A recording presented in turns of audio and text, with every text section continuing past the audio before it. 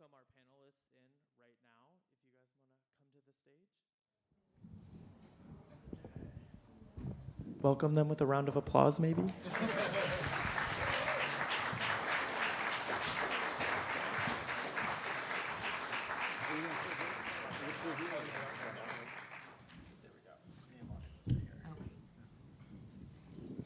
Well, thank you, everybody, for joining us.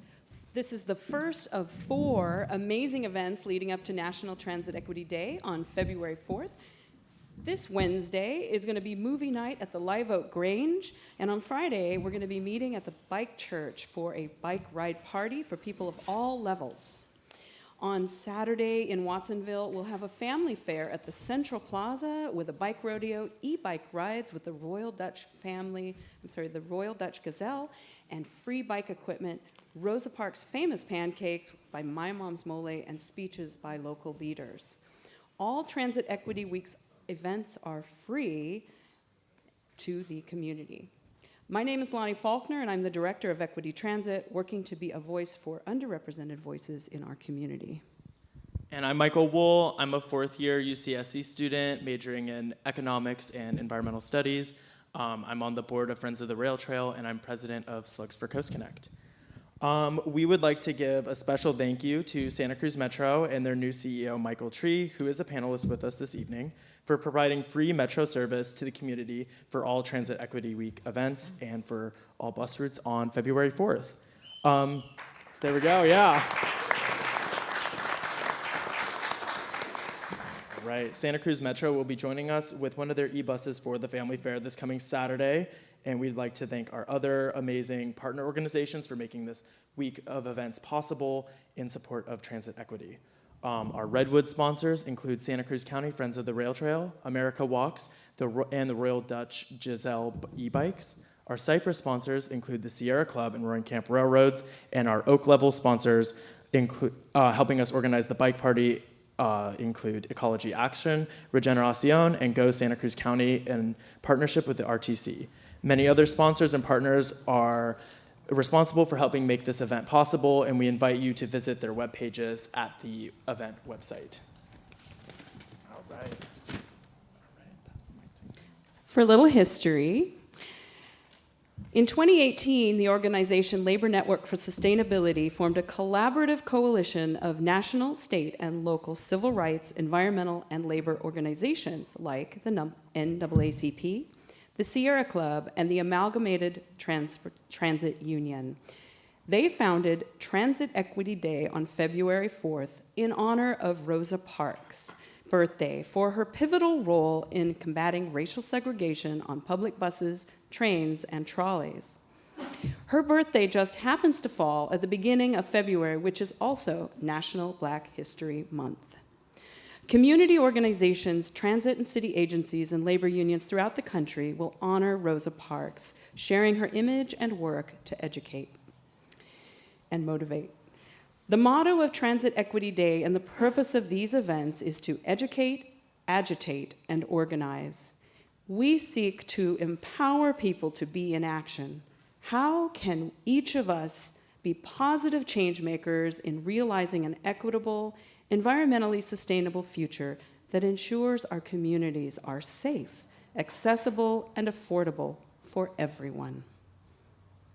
All right, and we'd like to introduce our amazing speakers on the panel tonight. Michael Tree is the CEO of Santa Cruz Metro. He has jumped right in and reaching out and partnering with community organizations and agencies, and has a vision of doubling ridership in the next 5 years and building workforce housing around transit stations in the county. We think he has a great vision, and we want to activate the community in supporting that vision. James Sandoval represents the labor union Smart Local 23. He is the chairperson for the California State Legislative Board of Smart Labor and is vice president at the Monterey Bay Central Labor Council and general chairperson for Smart Local 23. James is a formidable advocate for labor rights. And I'll pass it back to Lani. We would like to acknowledge that during these recent storms and through nearly 2 years of COVID, our local Metro employees worked extreme hours, risking their lives to serve as a critical lifeline for our community. Providing transportation for people whose voices are often unheard I would like to also thank Michael Tree, the new CEO of Bus Metro, and James Sandoval for their leadership in providing evacuation services during the devastating storms and floods we experienced just weeks ago. Please give me a hand.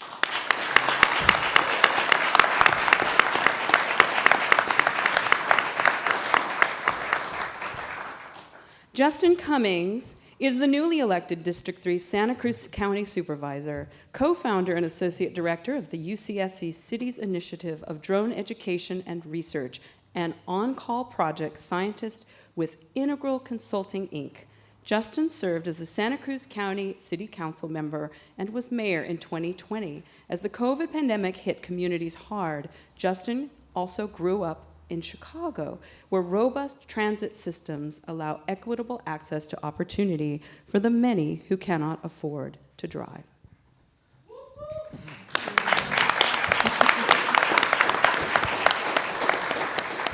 All right. Miriam Greenberg is a professor and chair of the Social Sciences Department at UCSC. She holds a PhD in sociology from the City University of New York Graduate Center and is the author of several books, including Branding New York, How a City in Crisis was sold to the world, and Crisis Cities, Disaster and Redevelopment in New York City and New Orleans. Miriam is also the director of the Critical Sustainabilities Project, centered around competing discourses in urban development in California, and the No Place Like Home project, which is focused on the housing crisis here in Santa Cruz County. Adam Millard-Ball is a professor. Oh, give a hand. Yeah, sorry. All right. Our next speaker, Adam Millard-Ball, is a professor of urban planning at the UCLA Lutzkin School of Public Affairs and acting director of the UCLA Institute of Transportation Studies. His research and teachings focus on transportation and climate change. Adam analyzes the environmental consequences of transportation and land use decisions and the effectiveness of policies to reduce greenhouse gas emissions. Adam holds a PhD in Environment and Resources from Stanford University and a master's in Geography from the University of Edinburgh. He also was the professor who got me really passionate about urban planning. So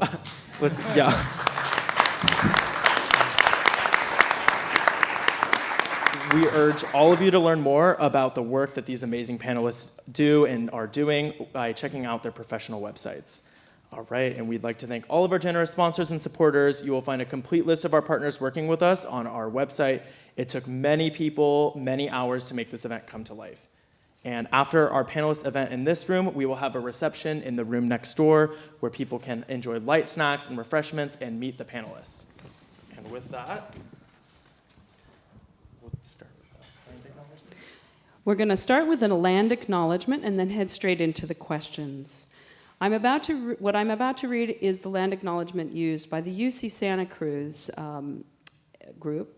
University, and was developed in partnership with the Amamutsan Tribal Band Chairman and the Amamutsan Relearning Program at the UCSC Arboretum.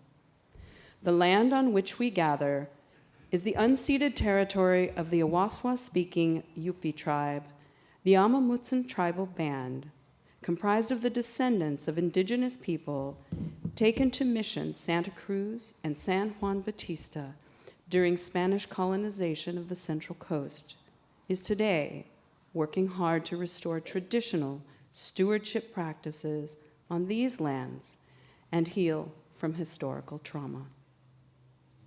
Thank you. All right, and with that, we are excited to begin our questions with the panelists. We'll take a seat right here. All right. So we'll just start by asking, this is for all the panelists, what are 3 words that come to mind when we say transit equity? And we'll just start with Adam. Okay. 3 words. I'll get to the details in a moment, but just let me start off by saying build less parking.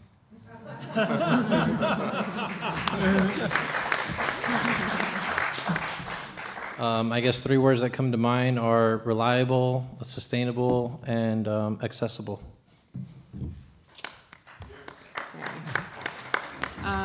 I guess I would say embrace the commons.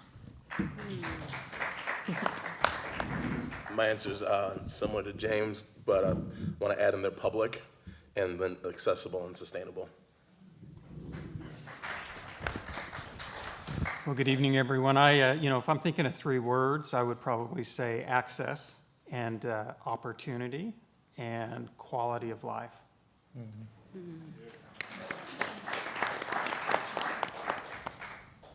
Great. Well, thank you very much. We'd like to have each of you kind of develop a little bit more into your thoughts around what is the biggest shift in transportation or the intersection of housing and transportation happening today that you are most excited about? And we'll do the round robin again. We'll start with you, Adam. Do I always have to start? Let's start with Michael, please.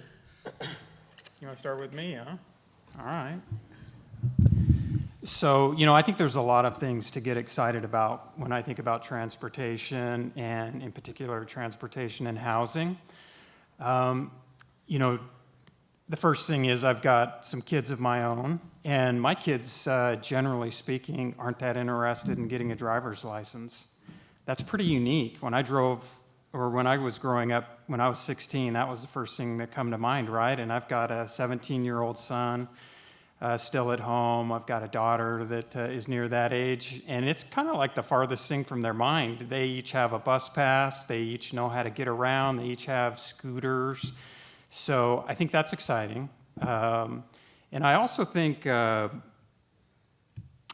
regard to housing, housing is really tough around Santa Cruz County, and it's tough around anywhere in California and perhaps even in the U.S. And I think that it's exciting to see the public grasping the concept that housing and public transportation go hand in hand and can significantly improve quality of life in a community.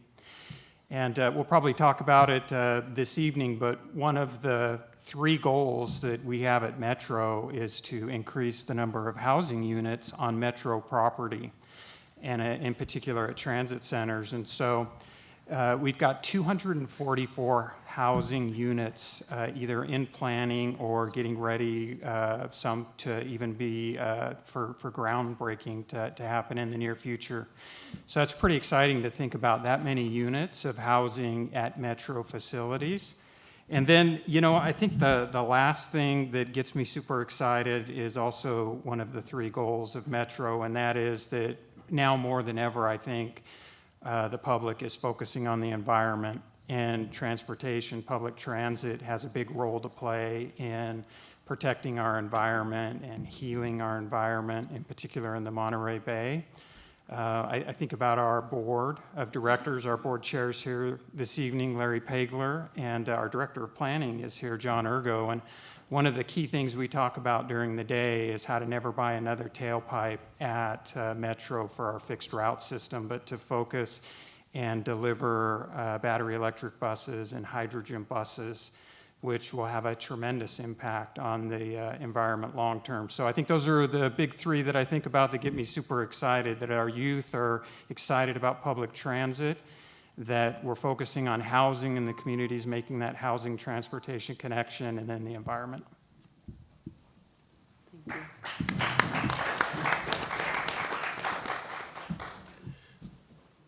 Yeah, similarly, I think one of the things we're seeing, even at the state level, is more incentives to build housing around various transit lines and transit corridors.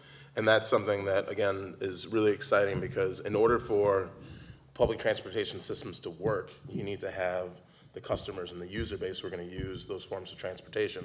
So if we're developing out in very remote areas and we're not incentivizing people to build around transit corridors, then what incentive is there for them to use those public transportation services?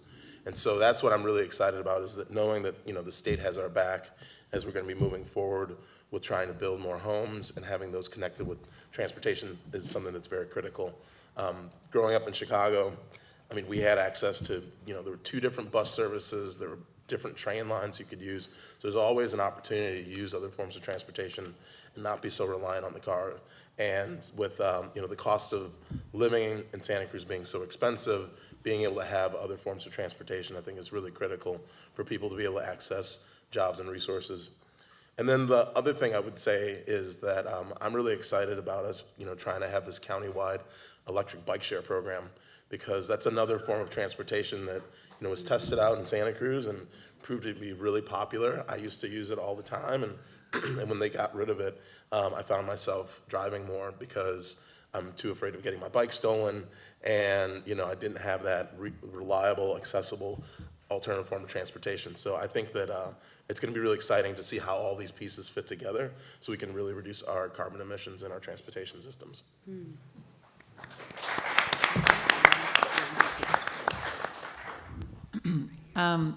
Thanks so much for organizing this event. It's really an honor to be here with you all. And I think actually the thing, when I saw that question, what was most exciting to me is the way in which this issue is bringing so many different folks together.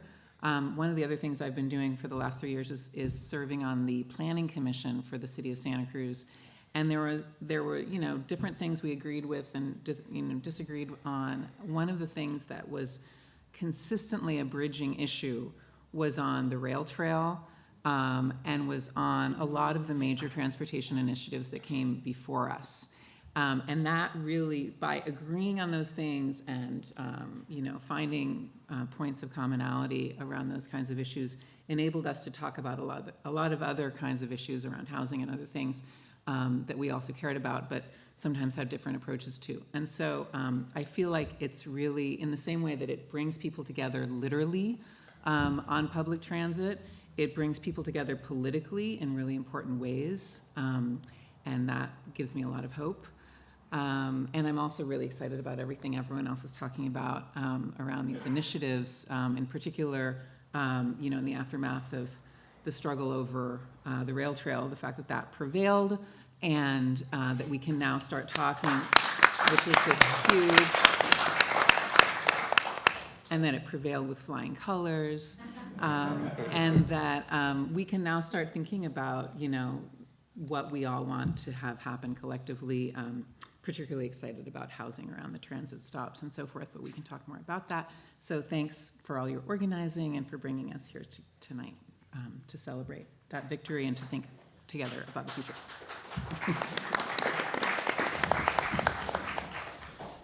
So one of the projects I'm really excited about, as Michael mentioned, is the redevelopment of our Santa Cruz Metro downtown center with the affordable housing on top. And also, as Justin mentioned, to the sense of collaboration from our community and Metro and the drivers, and getting all of this stuff and making sure we get feedback from everyone and making sure we do things right. And incentives also coming through where we're trying to get people out of their cars into, whether it's a bus, a train, through the trails, anything other than a car. It's exciting to see the direction our community going. And the bus on shoulder, the auxiliary lanes, all these different things, where we're going to possibly get that traffic to be a little bit better moving forward. So just excited about all these things coming through.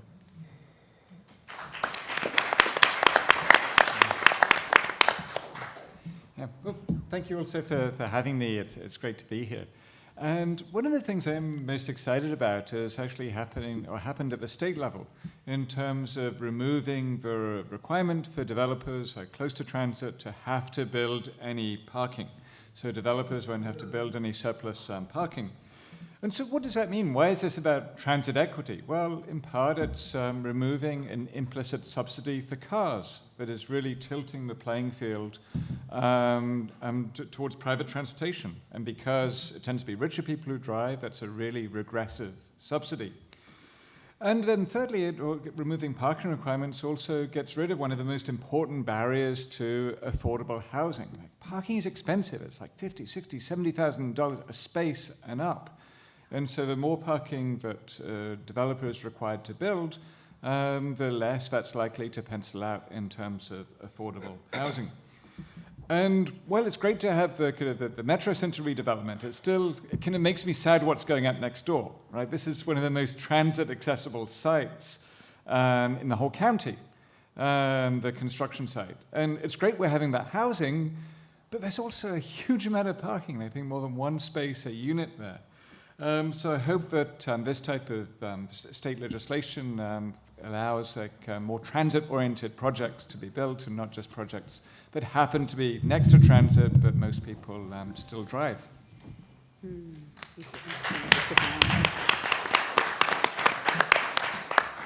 Thank you very much for that. I'm going to make a quick announcement. Thanks to David Van Brink for live streaming this on YouTube. So I know we have a lot of people out there watching live. Thank you. Couldn't do it without you, David. And also, thank you for all of you who are joining us from out there in the sphere. All right. Our next question is going to be for you, Miriam. How is public transportation, equity, and housing all linked? Well, in just 30 seconds now.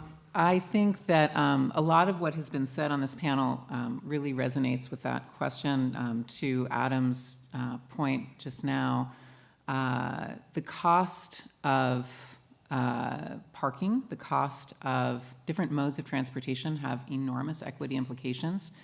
And so in thinking about the significance of TOD, transit-oriented development, for our cities and regions and state, we also have to be thinking about the impacts that levels of affordability and accessibility bring to that TOD. That includes questions of parking spaces. It also includes the affordability of the housing itself.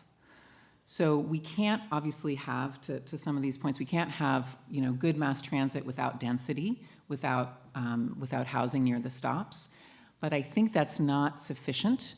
I think we also have to be thinking about the affordability of that density. Because studies have shown that, as was pointed out, that folks who are higher income tend to drive cars. And that means that if you build market-oriented development near the stops, most likely people are going to come with cars, and that even if there aren't necessarily the parking spaces available, they'll find other means of parking those cars. Meanwhile, those who will be displaced by that development are more likely lower income, who are the primary transit users, and they will be pushed further and further out from the city center. And we're seeing that majorly throughout California. We're seeing that in our region. As wonderful TOD developments are being built and yet are not affordable, and thus the people who work in the city centers are having to commute longer and longer distances to get to work. They're also being pushed to areas that don't have good transit, and so as a result of which they're forced to drive. They're also being pushed to areas that are in what's called the wildlands-urban interface, which means that they're much more energy-intensive areas, and they're areas that are prone to wildfire, which also is terrible for the environment and for people's lives. And so it's really urgent that we connect these questions that you all are asking us to tonight around equity and transit, because we can't have either without the other, I think. We can't have sustainable transit without equity and vice versa. And housing is key to that. Thank you.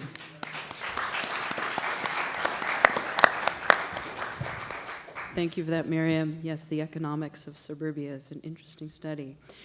So we move on. Adam, based on your research and data, what are the key metrics for us to target for better transportation systems and planning? Thanks.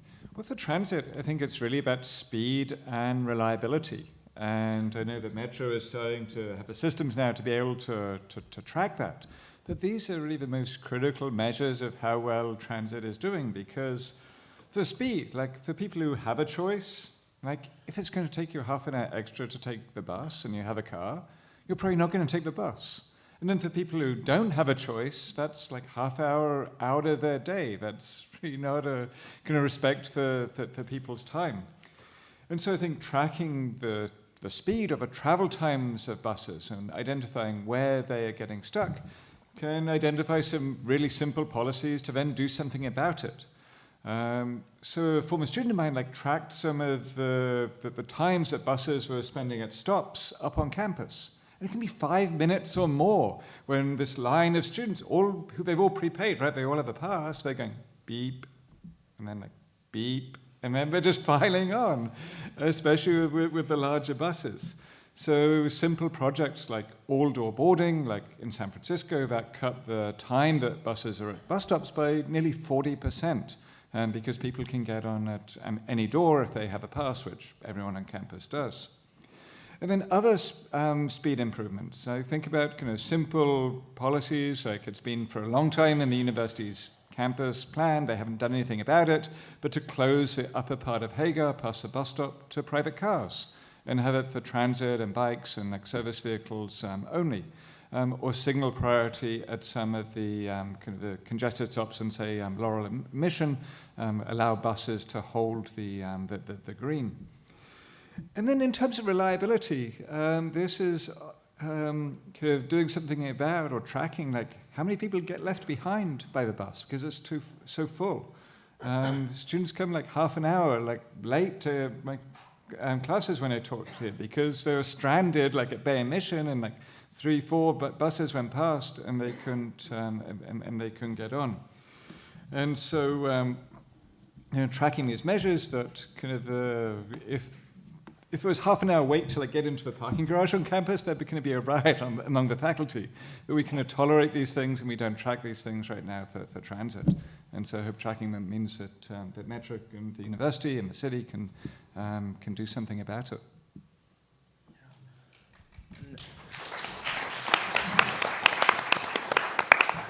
All right, so pivoting the convo to Michael and James, we understand that Santa Cruz Metro is working on redesigning the service to increase frequencies on high ridership routes.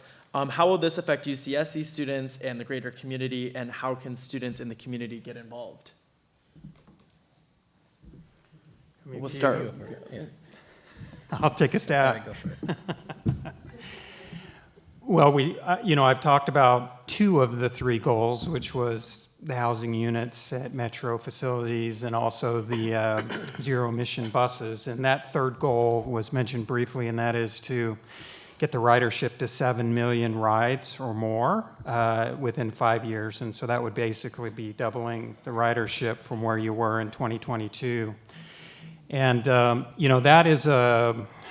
that's a challenge, and I think it's why we like it at Metro, because it's going to really stretch us to get that goal made. And I think of several things that will help us get there, and we talk about this often, around the table and as we're riding the bus as staff members. The first, Professor Millard-Ball said that top 3 things people look for when they're wanting to consider riding transit is it fast? Does it have good speed? Is it frequent? And then is it reliable? There isn't 3 things that are more important to those characteristics in a transit system for having happy riders and attracting riders. So, the Metro Board is keyed in on that. We want to take a really critical look at the system, and we want to look for opportunity to increase the speed of the buses. We recently have been working on a study on one of the major corridors for Metro, and within the study we were looking at speed of the Metro buses in this corridor, which we consider to be one of the most important for Metro. And I kid you not, the bus is in motion 30% of the time that it's in revenue service on that corridor. And that's a big problem. And so it's something that we're focusing on. And frequency is important to that speed. So on key corridors within Santa Cruz County, you ought to see a bus every 15 minutes. That frequency of 15 minutes is important to livability of the system. And so there'll be trade-offs, right, to some extent, as we look at increasing frequency and speed on key corridors, which, by the way, allows the county and the city and the cities within Santa Cruz County to really take a look at how to more effectively place their housing and their development. And they know when there's 15-minute service on a corridor that they have incentives that become available to them in that housing and in that development. And then the final is reliability, and I think we have a ways to go there at Metro. We have 100 buses in the fleet, and the bottom 30, so 30% of our bus fleet, has an average age of 20 years.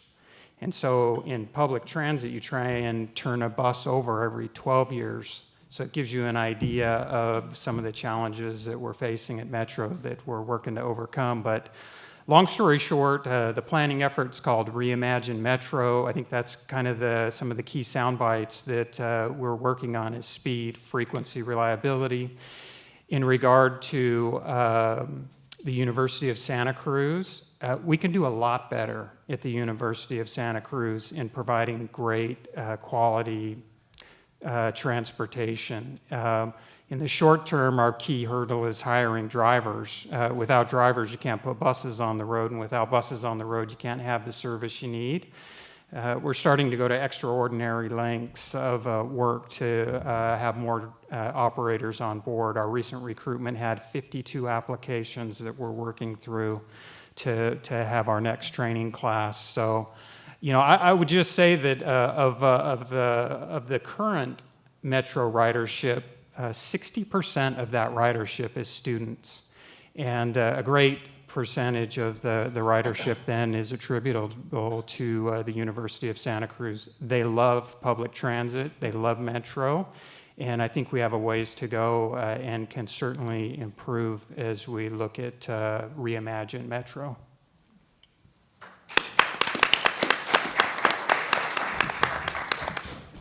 Yeah, I guess it's really hard to say how it's going to affect UCSC because we are just doing the comprehensive operational analysis right now.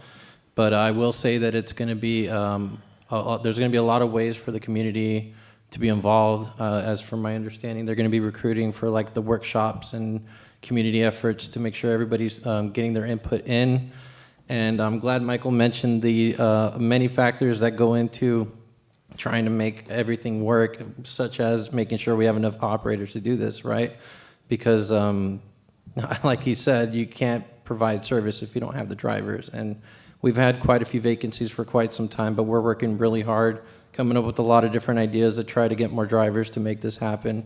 And I'm pretty sure once we iron a lot of this stuff out, we got the right people in place. You got, you know, your chair of the board of directors here, you got your planning director here, you got the CEO, and you know, the representative for the drivers and the community that cares. I see some people from UCSC, large advocates for them in the audience. So it's just great to see that we all care about the same thing. I'm going to work really hard together to make sure that it works for everyone.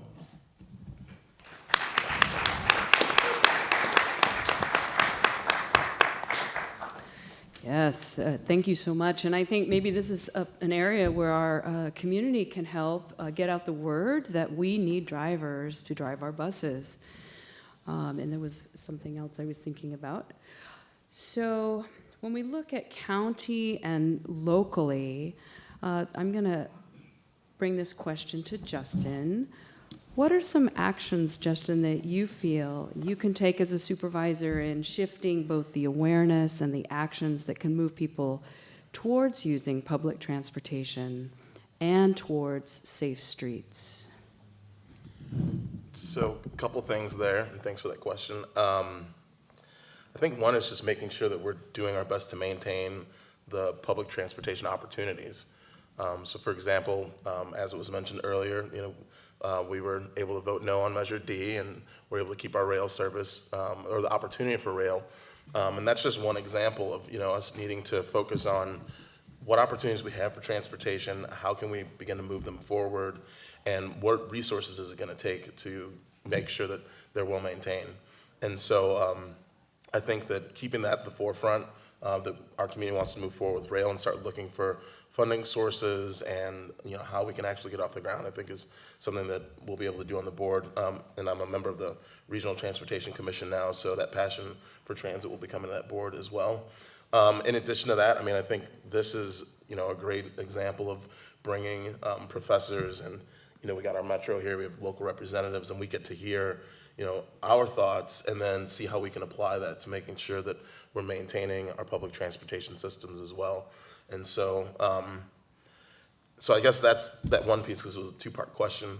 The second one around safe streets, you know, as we're moving forward with traffic improvements, we constantly have to figure out and think about how we can maintain or increase safety on our roads. So creating safer bike lanes is going to be something that I think we'll have a lot of opportunity to make decisions on.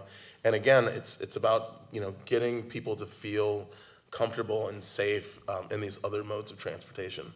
And especially when it comes to biking, I know that, you know, people's number one concern are, you know, if they're going to get hit by a car, or, you know, that we're making sure all the potholes and different hazards are mitigated. And so that's something I think we'll be able to have an influence on the board, because you can take your money and you can divert it to a lot of different things. And if we know that safe transportation and safe streets are what our community wants, having people on your local government that are going to, you know, move that forward and invest in that, I think is critical.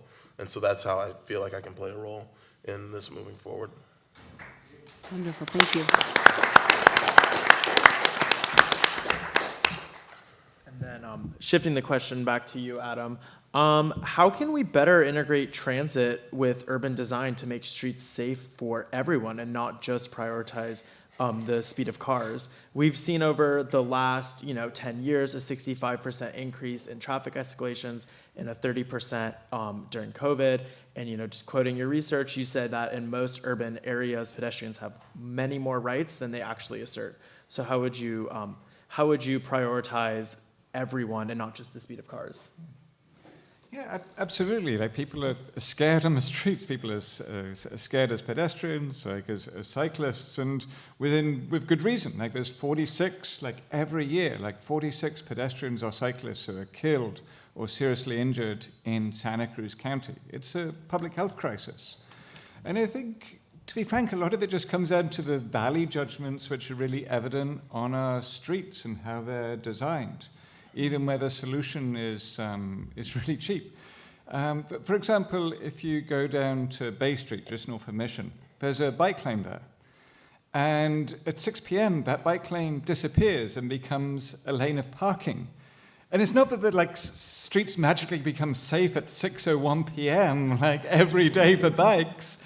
It's because the city thinks that a few parking spaces is more important than that safe corridor for bikes. And so I think the city and county have been great at taking the easier steps where there isn't that political controversy in terms of widening sidewalks or filling sidewalk gaps, adding bike lanes.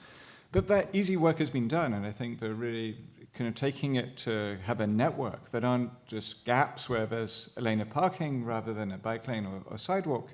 That needs the kind of courage to take out parking and not have to have a kind of drawn out process by which, if there's a safety hazard caused by a parked car, that goes through years of hearings.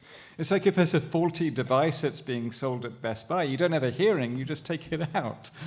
We don't need to have a hearing if there's a dangerous parking space, or one for that matter that's obstructing the speed of buses.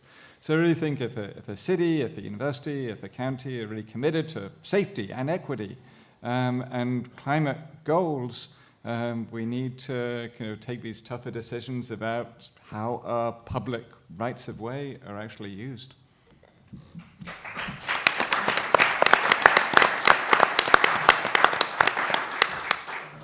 And thank you for that. So now we're going to pivot kind of towards what we can do as advocates. So this is a question for the whole panel, which is, how can we as the transit riders, as the community, get involved in making a better public transportation system? And maybe if you guys have one action you think every person can take that's not super, unreasonable, if that makes sense. All right, and we can start with you, Adam. Sorry, we can start with Michael. Sorry, we're going through. I think the critical word is advocate. As I think about that crazy statistic of a bus being in motion only 30% of the time on one of our key routes, what really goes into that statistic is a bus that's stuck in traffic, has no priority, a bus that can't get through an intersection because there's no transit signal priority, a bus that pulls out of its lane of traffic into what they call a pocket. I call it a timeout zone for the bus, for lack of a better word, because the poor bus gets into this pocket and can never get back out. That's why a bus is stuck and doesn't perform well with speed or reliability, for that matter. So advocating with your county representatives and your city representatives for how your streets are set up is huge. And I say advocate for overall improvements on a public transit system. I think in general, Santa Cruz County has not a very strong public transportation system in regard to just service on the street. It's been 7 years since voters talked about Metro and improvements that they want to see in Metro, and that's part of that advocacy for a better Metro. So I would say that's my key word for tonight is advocate.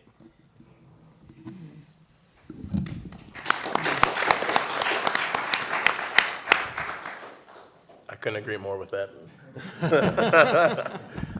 Because the squeaky wheel gets the grease, as they say, and when we hear from you all and you let us know what your priorities are, if transportation is one of them, then we should be acting on that.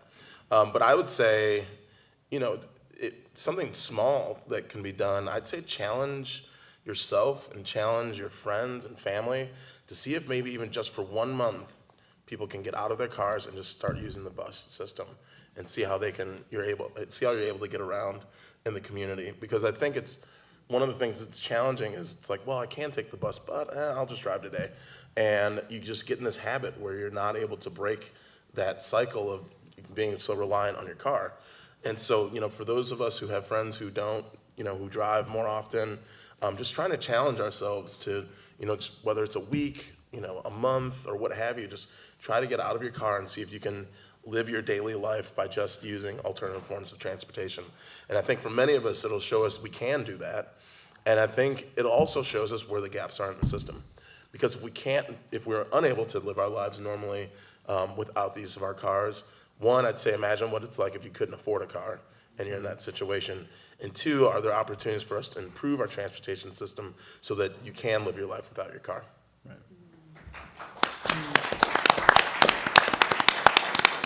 So, Justin, are you saying that you can have meet Mondays and transit Tuesdays? I like that. So I guess I will say, since we're on this idea of a concept, connecting. I'm kind of here, I think, to think about the connection between affordable housing and transit equity. And so how do we think those things together, and how do we organize and advocate along both tracks simultaneously? Would be something, and I feel like there's positive momentum in that regard. I think, a lot of movement towards thinking about workforce housing and having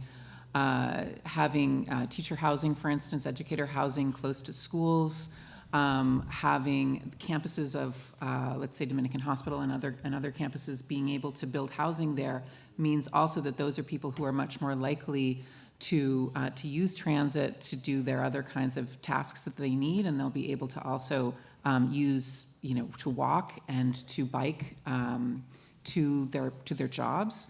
I think similarly, the efforts around the downtown development that have been giving me some hope was a recent decision to increase the inclusionary the zoning within the downtown to a net of 20%, which was almost a double increase over the amount of inclusionary that would have been in the downtown, and that is crucial to getting people also who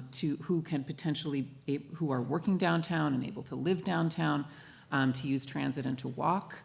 And I would say also thinking about the impact of displacement that I mentioned, and thinking about the potential for an anti-displacement task force to think about preventing the, pricing out. One of the things to keep in mind, of course, with all kinds of new wonderful amenities, including bike paths and bus lines, is that they can have gentrifying effects called environmental gentrification.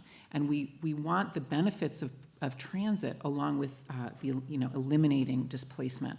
And so having an anti-displacement, pro-affordability movement alongside and connected to a transit equity movement would be something that I would hope could occur. Thank you.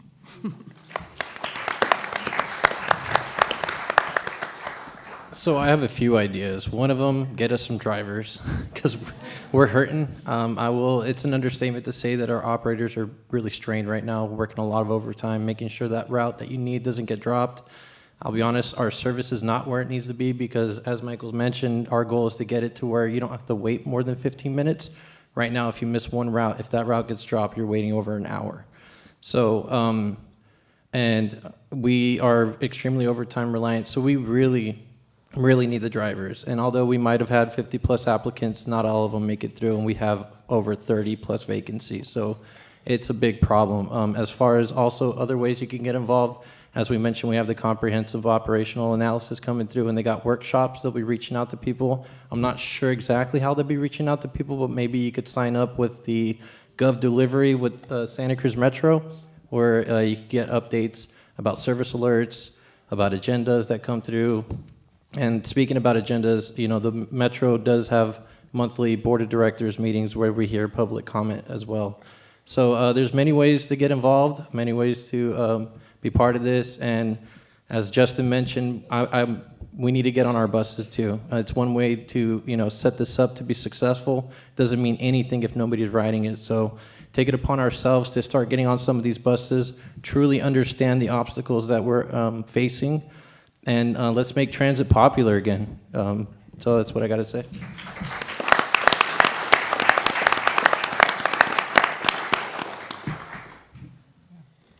So I'd say two things. Is like one, like help out groups like Equity Transit and to do this type of advocacy. And secondly, yeah, I think call your supervisor, annoy him, like pester him, go and sit outside his office, maybe, or at least, or more seriously, like go like write to any elected official. If you're a student or you work on a campus, like. Complain if like transit isn't meeting your needs, because you know what, the people who drive don't have any compunction about complaining.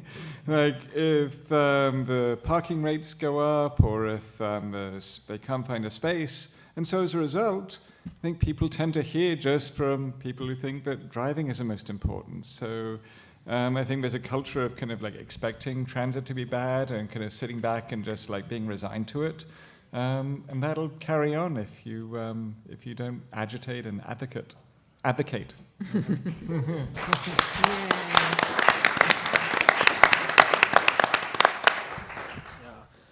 And before, we're gonna ask a couple of questions of the crowd. If you guys have any burning questions to ask any of our wonderful panelists, think of them now. We'll just let each of you guys just close it out with any last thoughts or anything you want to leave the audience to go home with. And we'll start with you again, Michael. Well, I would definitely echo James in his comment of get involved with Reimagine Metro. And I think one of the things that may not be common knowledge about looking at the bus system and reimagining the bus system is that the board has authorized staff and the consulting team to not just create a cost-neutral set of changes to the bus system, but to reimagine Metro into the future with a phase 2 and a phase 3.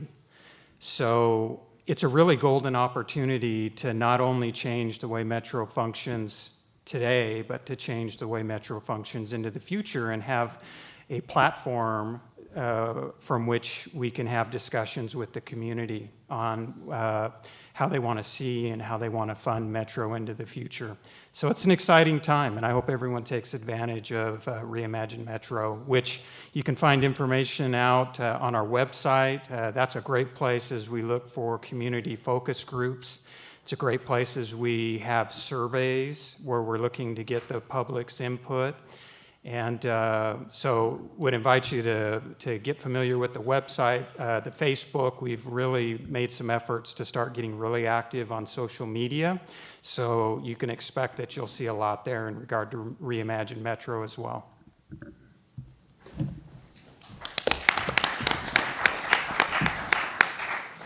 Well, first, just want to thank the Equity Transit Group for putting this panel together and all the other activities this week.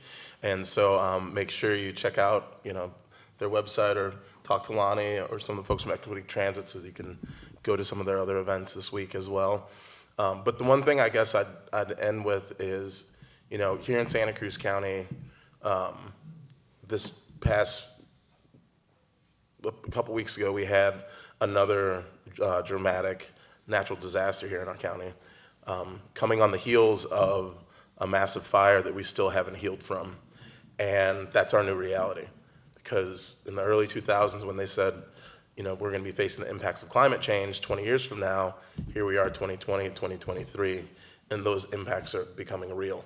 And so I think it's really important for us to really take that into account as we're living our daily lives and do our part to help reduce CO2 emissions, which means getting on the bus, which means advocating for rail with your local representatives, and which means, you know, trying to get on bikes and safer opportunities for biking in our community, because we really have to do our part these days to reduce our carbon emissions, and these are the way that we can do it.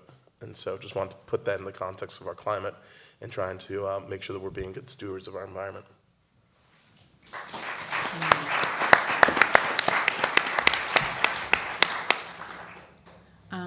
Well, I think this has been very inspiring for me, and everything everyone's saying is really resonating. I think, and I'm really thrilled that this movement has been growing and has been so successful, and that the momentum is building. And I think it's a model for other, you know, other struggles. I think I started with this idea of embrace the commons, and I think public transit and mass transit, and including, you know, bike lanes and buses and so forth, is something that everyone can kind of relate to as something that we share, and that enriches the lives of all of us.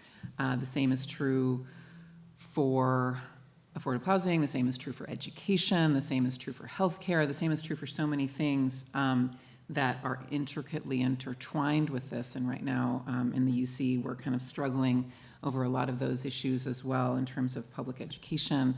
But I think seeing the momentum and the success and building of this movement here can connect to a lot of us, and we can bring our energies from those struggles. I think students like Michael, who has been taking a lead in this, is an example to me of how, you know, people see these issues as intertwined. We recently did as part of our work on affordable housing on campus and the cost of living issues that our students and our graduate students face, did a cost of attendance and living calculator, and which is available online if you want to check it out. And you can put in your, it's for graduate students, but it applies to all kinds of folks. And it looks at the costs that an average student bears, and you would just not put in the professionalization costs and books and everything else, and it would count for everyone. And it showed that depending on if you drive or, you know, use a car or don't use a car, your monthly costs or your annual costs can increase potentially up to 10%. And that's on top of exorbitant housing costs and costs for food and other things. And so I think students get this. I think, you know, people who are driving buses and who are doing the work in to keep our county running get this. I think that these things are completely interwoven, and if we can't, not only for environmental reasons, but for economic sustainability reasons, maintain these systems, it's really going to worsen the quality of life for all of us. And so this movement helps me feel really hopeful that we're getting the interconnectedness of these issues. And in some ways, maybe transit is even like leading the way. And so I guess that would be what I would end with, was just, you know, this idea of this being a vital component and centerpiece of our commons here in Santa Cruz. Thank you.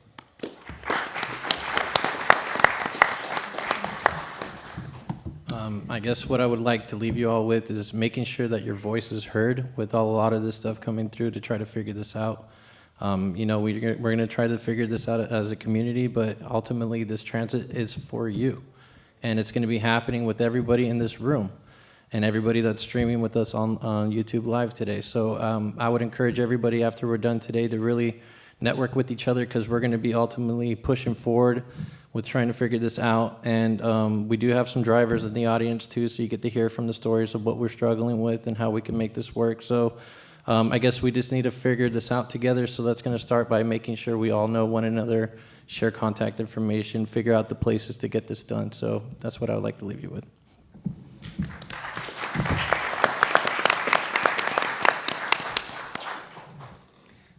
So bringing it back to transit equity, I think as a professor, there's a kind of tendency to make things really complicated, right? So I kind of keep myself in a job or something like that. But it's really not that complicated, right? Transit equity is really reducing or eliminating subsidies to cars, particularly for new parking, and through speeding up, making more reliable, making more frequent public transit. And so focusing on those issues, those big picture issues, that's really what transit equity is. So it's not what we don't know what to do, we just need to do it.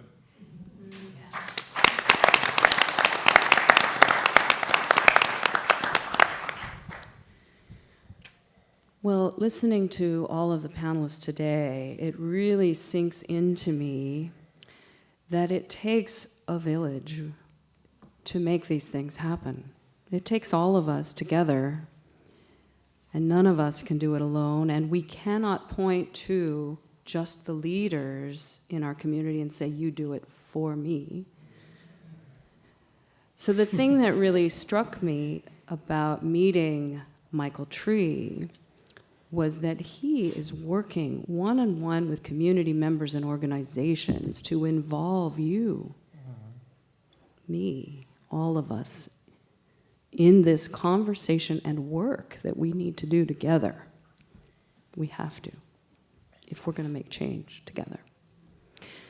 So I think we're going to take 2 or 3 questions from the audience, and then we'll wrap up with some thank yous. But I just want to say thank you so much for giving us this integrative conversation that is so important.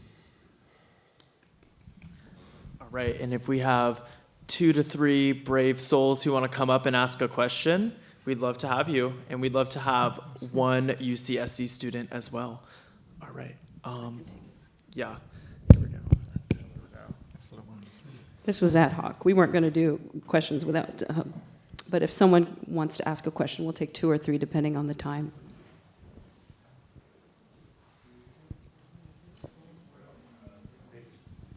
Thanks. I am Rick Longinati. I'm chair of the Campaign for Sustainable Transportation. And one thing I wanted to mention, I got an email a couple days ago from Metro saying that there's a pilot program for bus passes for all students under 18. And I just wanted to appreciate that. Yay. That's wonderful.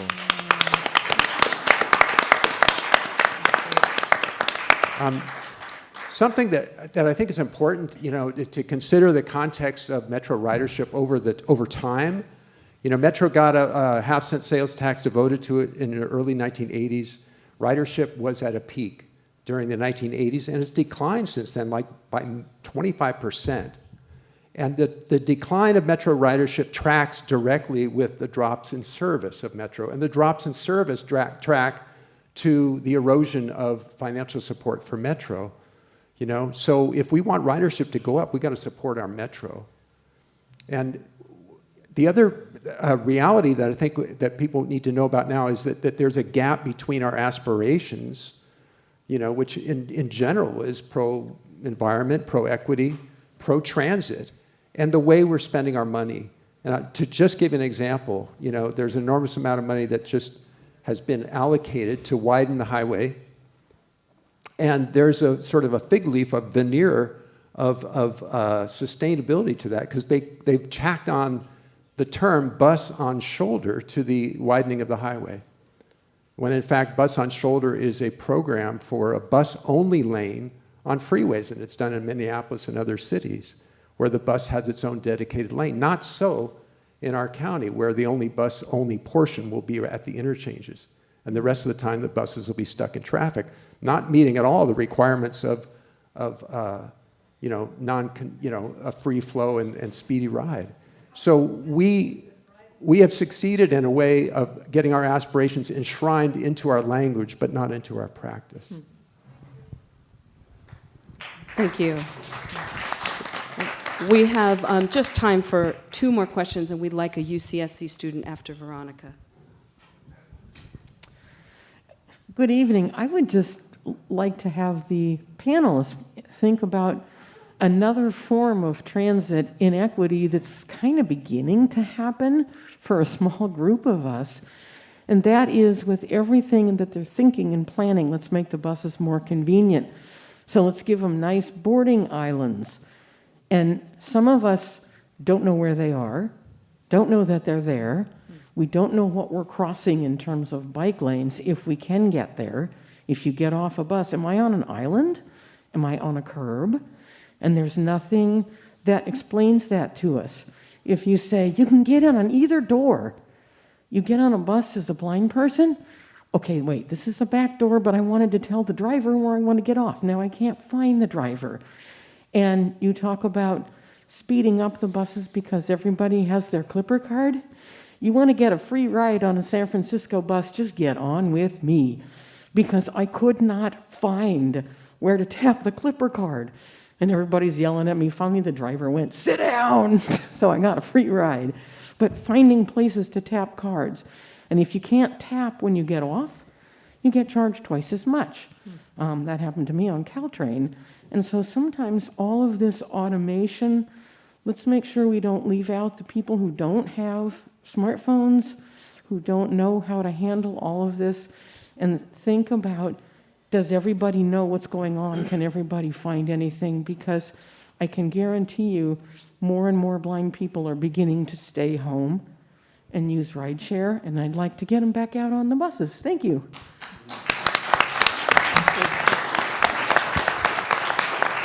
Thank you, Veronica. Equitable transit means transit for all ages, all abilities, all for everyone. Thank you. One more. Hello, my name's Rowena. I'm a 4th year at UCSC, double majoring in environmental studies and politics. And this question's for anyone on the panel. So with the city of Watsonville, city of Santa Cruz, and the county of Santa Cruz over the past year passing all of their climate action and adaptation plans and now moving into their implementation phases, what specific opportunities do you see for them to promote equitable transit in those plans?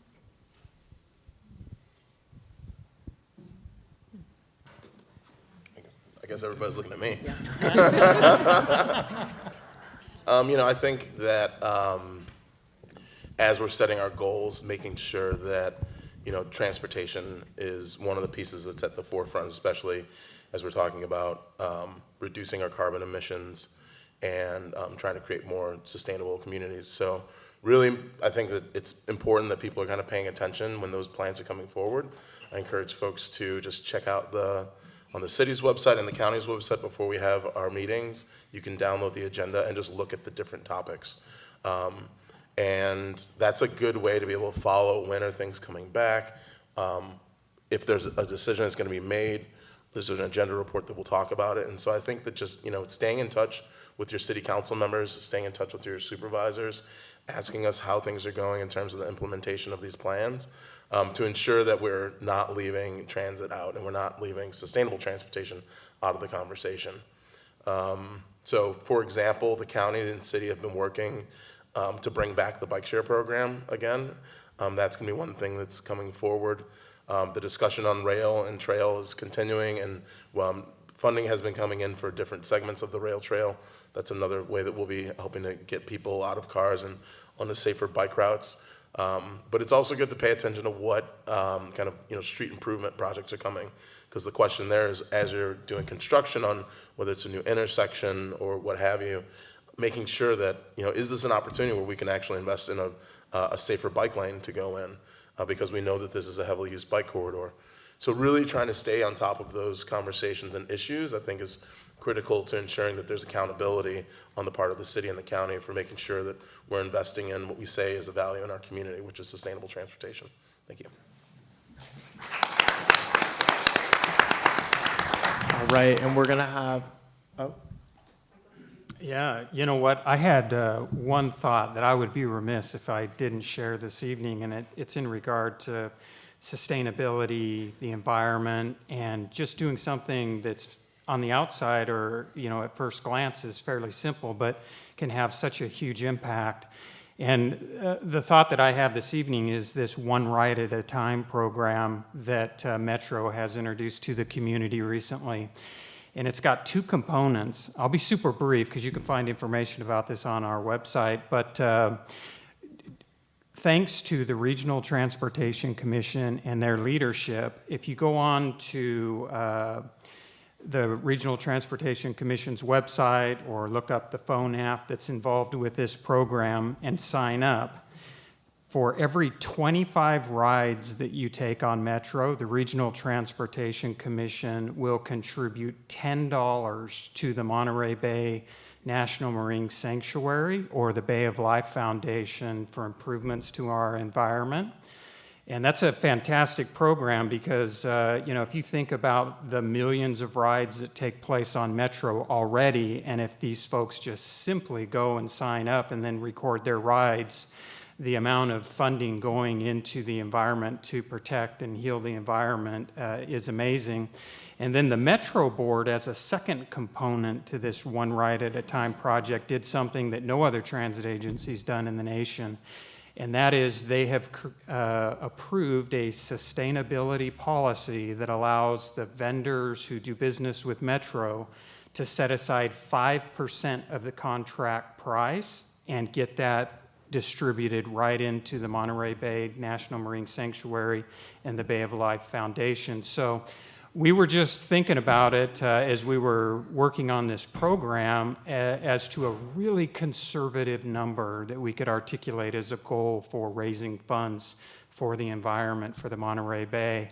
And over a 5-year period, it was very easy to see through the One Ride at a Time project that over $1 million could be contributed to protecting our environment through that program. So it's a great way that students at the University of Santa Cruz can play a really active role at not only the emission savings from riding the bus, but from the contributions that are made from our vendors and from the Regional Transportation Commission.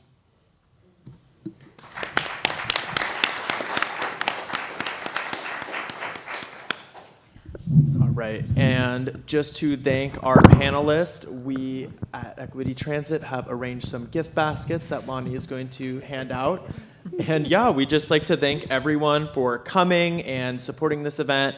There's going to be a reception next door with food and drinks and a chance to meet and greet with some of the panelists and some of us. So yeah, I'll hand it off to Lani to close I'll grab it out. those gift package. I wanted to say thank you, each of you, for taking the time out of your busy lives to come here and share with our community.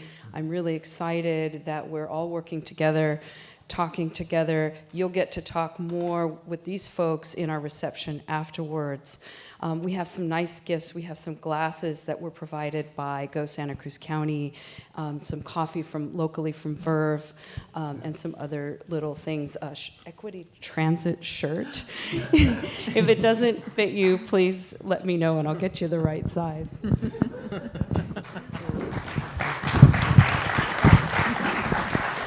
And thank you, community, for coming out to this. This is great. This is spectacular. Thank you.